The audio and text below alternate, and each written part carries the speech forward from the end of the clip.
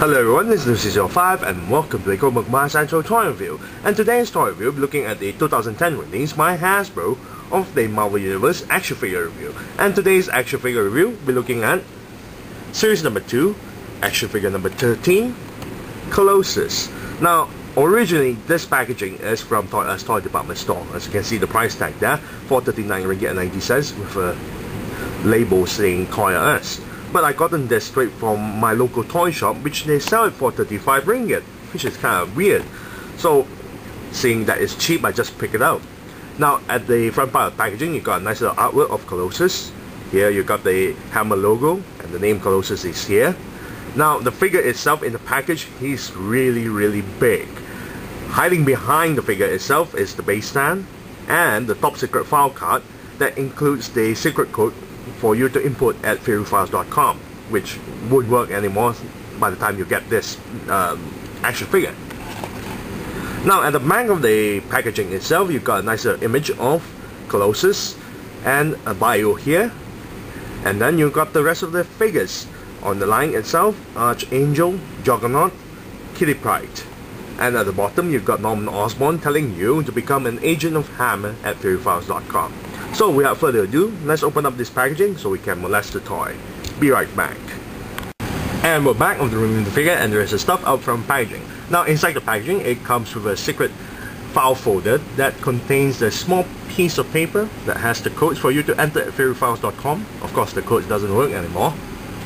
An email from Arkady Esgorov, the Deputy Director FSB Transhuman Division, to Norman Osborn regarding about shipping Colossus back to Mother Russia, because, Russia thinks that having Colossus in their mother country would be beneficial.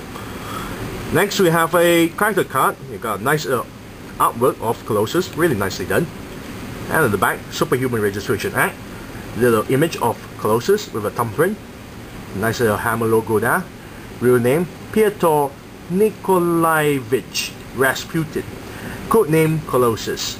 Hair black, eyes silver, height 7'5", that's really tall, weight 500 pounds, sex male, powers: can transform his body tissue into organic, steel-like substance that grants him superhuman strength and a high degree of resistance to bodily harm.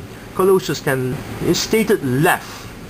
I should think it's a misprint typo stating lift or press at least 70 tons under optimal conditions. He is also an excellent hand-to-hand combatant, having received training from Wolverine and Cyclops. And the bottom here is stated mutant. Now, it comes with a base stand, the Marvel Universe base stand. You can see there's two pegs there for you to fit at the bottom feet of the figure itself. There's two holes there, you notice. Next you have the embedded word of Marvel at the bottom there, imprinted word of Colossus, and 013. Now let's take a look at the figure.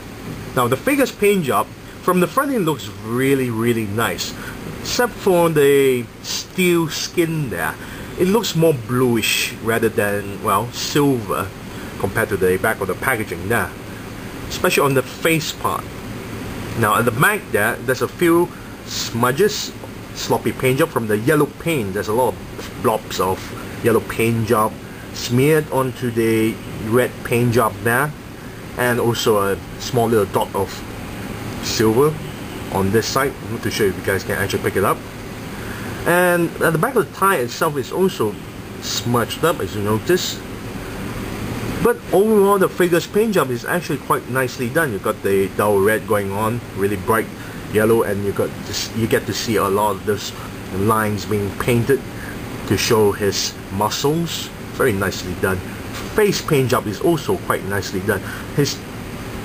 He looks like he has underbags for some reason, but he looks quite nice. Now the sculpt of the figure itself is very detailed stuff, especially on the face. Face there is very detailed stuff. He looks very menacing. He doesn't look like a good guy, more like a villain to me. Nice little X there sculpted on the belt, very nicely done. Muscles are also very nicely detailed. I really love the entire thigh and the arms and the side of the ribs itself and the hands. all have those lines sculpted onto his body. Very nicely done. Bottom of the part of the feet is nothing special, but the whole entire figure itself is really nice. And this part of the shoulder pads here is actually soft rubber, part of the, well, body itself. It's quite interesting. Now let's take a look at the articulation. The head actually can turn 360 degrees and it's on a hinge. It's on a hinge. Look at it, you can pivot the head down, all the way down like so, look upward. It's a hinge on a ball joint, so he can look all the way up like so. Very nicely done. Now the torso itself can turn 360 degrees, pivot a little bit on the back and all the way in the front. Now the arms can't turn 360 degrees because it's hindered by the shoulder pad, but it doesn't hinder very much. Just the arms can actually bend this far and to the back like so, and spread the arms all the way like so. Very nicely done. Upper bicep turns 360 degrees, elbow bends this far, wrist turns 360 degrees. Very nicely done. Now the hip joint here is a bit pain because it doesn't spread the legs very well. It can spread up to this point, but if you want to spread this far, it will just snap back due to the size of the thigh. Legs can actually bend this far and not to the back. And there's a swivel thigh that turns 360 degrees. Double jointed knee that bend this far. Ankle joint can bend downward, upward, and turn 360 degrees. Now this figure doesn't come with a lot of accessories, but well, he's Colossus, so it doesn't need accessories. However, it would be nice if he carries a weapon just like how Luke Cage is. It would be nice. This figure is absolutely very detailed and really brightly colored paint job, though a little bit of smudges at the back then, just tiny little bit. So that's not such a huge loss because it's on the back of the figure and not in the front of the figure. So if I'm going to give a rating of this, articulation is not two-handed on the arms.